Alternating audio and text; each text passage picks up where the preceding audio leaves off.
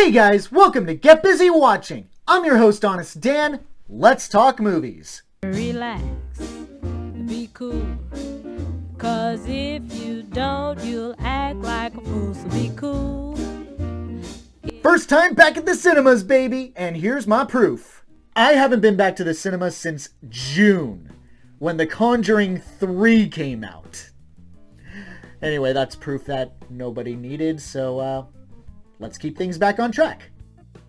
Of all the movies to see after such a hiatus, why did I pick the Kristen Stewart Princess Diana flick? Well, the answer isn't complicated. I'm not the least bit hyped for the Eternals movie, I already have a means to see the new James Bond movie for free, so all that was left to choose from was this or the new Wes Anderson flick, and I did very much consider it.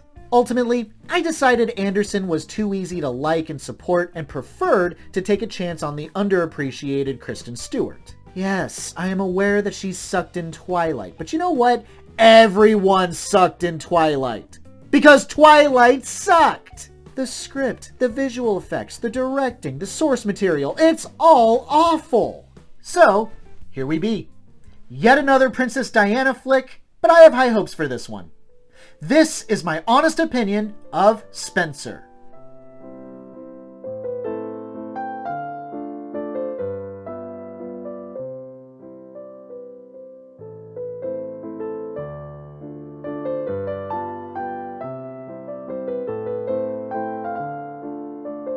Princess Diana, played by Kristen Stewart, is humble and kind. But she feels her sanity eroding as the pressures of her fame and expectations as the princess get to her, only made worse when her closest friend is let go from her position.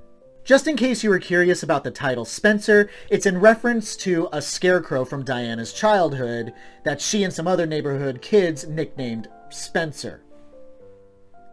I'm guessing it's a Rosebud situation where it represents lost childhood or something back when we didn't have a care in the world. I don't know, man. I'm just talking here.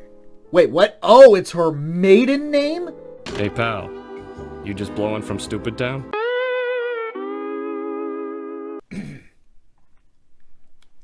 It's odd. Certainly wasn't expecting half the choices that the filmmakers made, but you know something? I still kind of like it. It's imperfect, and boy howdy do those imperfections not make sense in this kind of movie. But yeah, let's chat. And let's start with the leading lady herself, Kristen Stewart. First, a little bit of fun making.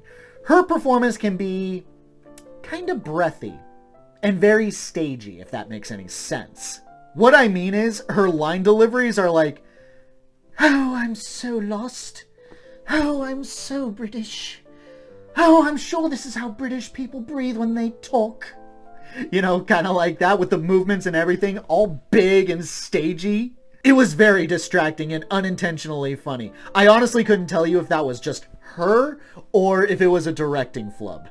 I do want to go on record to say that this isn't the brunt of her performance. For the most part, she plays it straight, and when she does, oh yeah, Stewart is at her finest. Trying to hold on to her sanity and individuality despite everything seemingly against her. She can't wear the clothes she wants, she can't go to dinner without the maids hunting her down and begging her to be on time, she barely even has a say in how her sons are brought up. Yeah, there's a scene where Prince Charles, played by Jack Farthing, wants to take their son shooting pheasants, but Diana says no because the boy doesn't want to.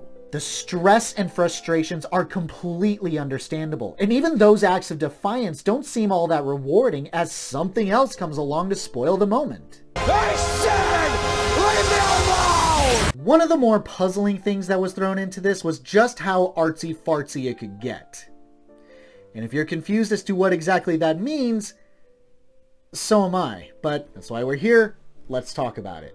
There's actually two things I'm referring to, a subplot and a very specific scene.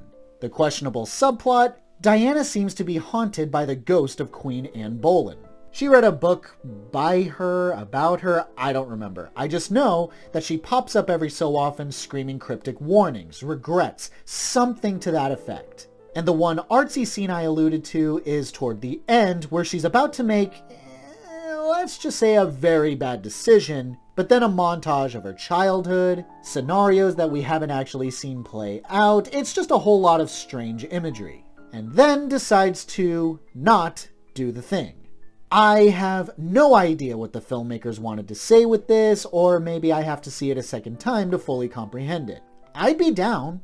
Let's do that again! Oh, okay, so I just looked this up on Wikipedia. This whole movie is, and I quote, a fictionalized account of Princess Diana's decision to end her marriage to Prince Charles and leave the British royal family.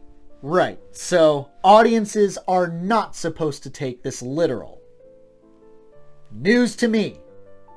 You know the average Joe and plain Jane will not know that going into this movie. All people are going to see is that this is a Princess Diana thing, and that's going to be enough for a lot of people. Unless you're a mega fan of Kristen Stewart, let's face it, this movie is targeted to older audiences. And older generations have a tendency to shy away from doing research on a movie, as everyone should be. Don't make me do stuff. If it sounds like I'm dissing this movie, I'm really not. It's simply the fact that I went in expecting a true-to-form biopic rather than this borderline fever dream. And judging from what I read from that Wikipedia page, that was kind of the point. And my not knowing that probably left a weird taste in my mouth. But really, I cannot overstate just how good Kristen Stewart is in this thing. At least from an acting standpoint, which really does hold this project together. And to be fair, it's not just Stewart who nails it.